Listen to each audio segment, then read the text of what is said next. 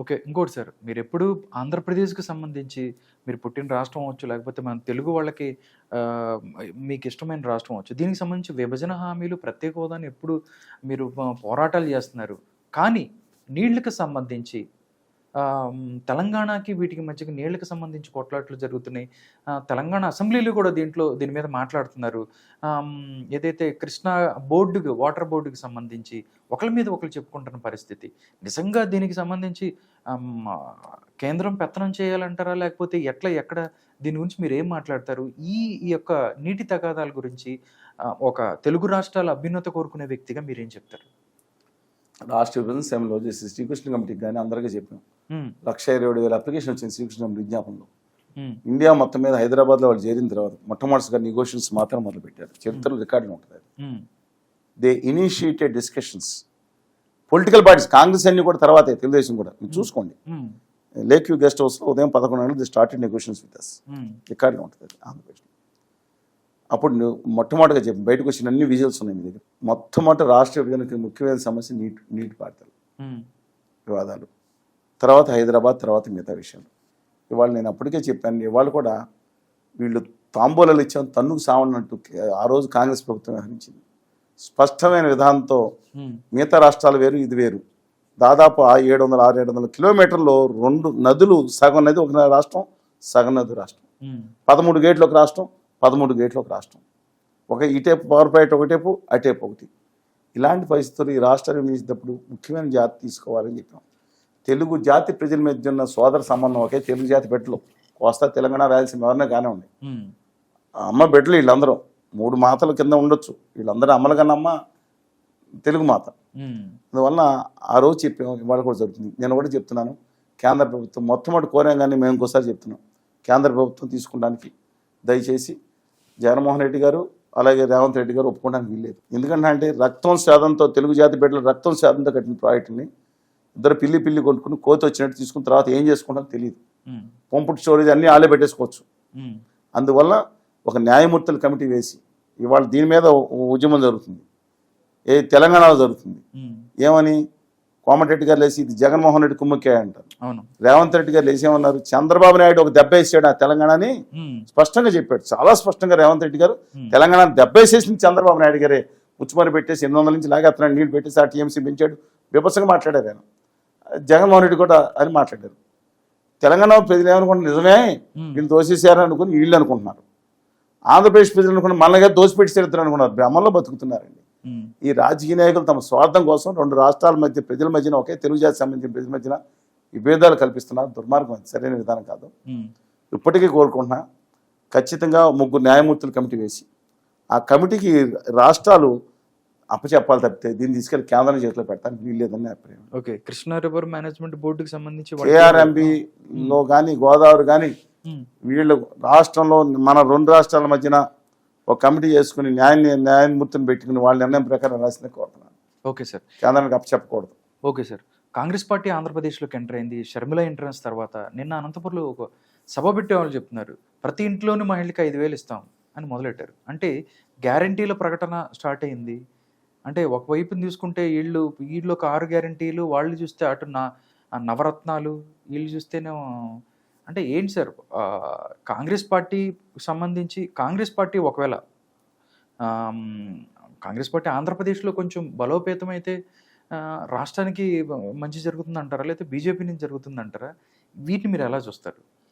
YSR Telangana party నాయకురాల గురించి మాట్లాడుతారు. అవునండి, వైఎస్ఆర్ తెలంగాణ పార్టీ అధ్యక్షురాలుగా అవునండి 5 సంవత్సరాలు దాదాపు కష్టపడి తెలంగాణ తిరిగి ఆంధ్రప్రదేశ్లో మమ్మల్ని అరెస్ట్ చేసిన, అక్కడ జనం చచ్చిపోయినా, లేకపోతే డోర్ డెలివరీ దళితులను చంపేసిన, మహిళల మీద అత్యాచారాలు జరిగినా ఏమాత్రం స్పందించిన వారి గురించి మాట్లాడుతున్నారు మీరు. అసలు మాకు దానికి సంబంధం ఏంటి అన్నారు కదా. అవును, ఆంధ్రప్రదేశ్కి నాకు సంబంధం లేదన్నారు.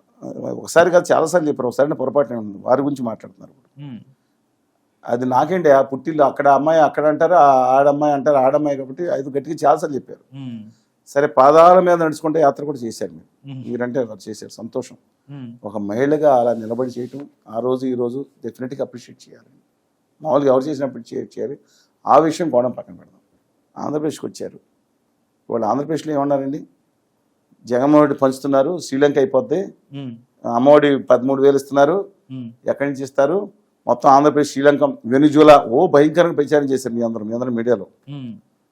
ఇప్పుడు దాంట్లో చంద్రబాబు నాయుడు గారు వచ్చి అమ్మఒడి ఒకటేంటి, మీకు 3 పిల్లలు, 4 పిల్లలు, 5 పిల్లలు ఇస్తాను అని ఎంత 50,000 ఎంత ఇస్తా అన్నారు. కళ్యాణ్ బాబు గారు వచ్చి 10 రెట్లు ఇస్తారన్నారు కొన్నిట్లకి. 1,50,000 దాంట్లో వీడియో అయితే ఉంది, కొన్ని 10 రెట్లు ఎక్కువ ఇస్తామమ్మా కావాలంటే అన్నారు. 1,50,000 ఇస్తారని తెలియదు ఒక్కొక్కడికి. అందువలన మరి వెనిజులా గ్రాండ్ ఫాదర్ అయిపోద్ది ఆంధ్రప్రదేశ్, ఒక్కొక్కరికి 5,000. ఇప్పుడు ఎలాగో ఇప్పుడు మీరు కూడా కేపీఎల్ గారు బామర్ది ఎవరు వస్తారు, వచ్చిన తర్వాత ప్రతి మనిషికి ₹1,00,000 అంటారు. అధికారంలోకి వచ్చేదే సచ్చేదా, ముందర హామీ ఇస్తే తర్వాత చూసుకుందాం కదా అంటారు. 5-6 పార్టీలు కూడా మొదలైన. అందువల్ల రాష్ట్రంలో వారు చిత్తశుద్ధితో వ్యవహరించట్లేదని భావిస్తున్నాను. రఘువీరెడ్డి గారు చిత్తశుద్ధితో వ్యవహరించారు. డాక్టర్ కేవీ రామచంద్రరావు గారు ఎంత ట్రై చేసినా అక్కడ పార్లమెంట్లో ఉన్నంత వరకు ట్రై చేశారు. అలాగే వాళ్ళు నాటకం రాష్ట్రం కోసం వాళ్ళకి తెలుసు ఆంధ్రప్రదేశ్ని కాంగ్రెస్ పార్టీ నమ్మి మోసపోయారండి. ఉత్తర భారతీయ జనతా పార్టీ నమ్మించి మోసం చేసింది. కానీ గౌరవనీయురాలు షణ్ముగ గారు వచ్చిన తర్వాత ఏకపక్ష ధోరణి పెరిగిందండి. హోదా విభజన హామీలు మొదలుపెట్టారు ఉద్యమంలో. మేము ఢిల్లీలో 7, 8, 9 తారీఖులో స్టీల్ ప్లాంట్ వర్కర్స్ 100,000 మంది వచ్చి, అలాగే అక్కడ నేషనల్ సెమినార్ నిర్వహించి 100,000 మందితో ధర్నా చేస్తుంటే కనీసం రిప్రజెంటేటివ్ కూడా పంపించని నేను రఘువీరెడ్డి గారితో, కేవీపీ గారితో, గిడుగు రుద్రరాజు గారితో, పద్మశ్రీ గారితో, అలాగే మన వీరు ఎవరు షణ్ముగ గారు వాళ్ళ ఆఫీసు కార్యాలయం శ్రీనివాసరెడ్డి గారితో, అలాగే కేంద్రంలో అందరితో మాట్లాడాను. మనిషిని కూడా పంపించలేదు. వీళ్ళు పచ్చి స్వార్థం కోసం ప్రయత్నిస్తున్న అనిపించింది నాకు. సవరించుకుంటే మంచిది. వీళ్ళు వచ్చి కోడి లేచిన తర్వాత, తాను లేచిన తర్వాత లోకం వేస్తున్నారు అనుకుంటాను. కూడిసిన తర్వాత కోడి కూకిపోయిన లోకం నడుస్తూ ఉంటుంది. కోడి కొత్తనే లోకం అయిపోతుంది అనుకుంటూ ఉంటుంది బ్రహ్మాండం. అలాగే వారు కూడా ఆలోచించుకోవాలి.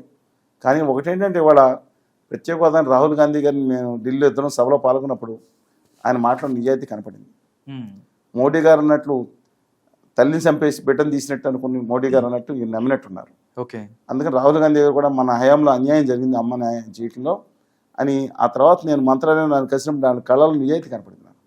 ఆనెస్ట్గా చెప్తున్నాను, మన అన్నమాట చెప్పాలి కదా దాంట్లో. కానీ ఇప్పుడు ఏళ్ళలో నిజాయితీ కావాలంటే ఏం చేయాలి సార్ గవర్నమెంట్ ఆంధ్రప్రదేశ్? ఎందుకంటే దుర్మంగా వీళ్ళు చంద్రబాబు నాయుడు గారు ఫెయిల్ అయ్యారు, లేకపోతే జగన్మోహన్ రెడ్డి గారు ఫెయిల్ అయ్యారు ఉమ్మడి ఆస్తుల విషయంలో. ఎందుకంటే కేసీఆర్ గారు ఆయన ప్రాంతీయ పార్టీ వాళ్ళు మార్చుకున్న, ఆయన కేవలం దాని గురించే మాట్లాడతారు. జాతీయ పార్టీలు అంటే 2 రాష్ట్రాలు కావాలి. ఇవాళ తెలంగాణ నుంచి ఆంధ్రప్రదేశ్కి ఉమ్మడి ఆస్తులు దాదాపు 77,000 కోట్లు రావాలని ఎంతో అన్నారు.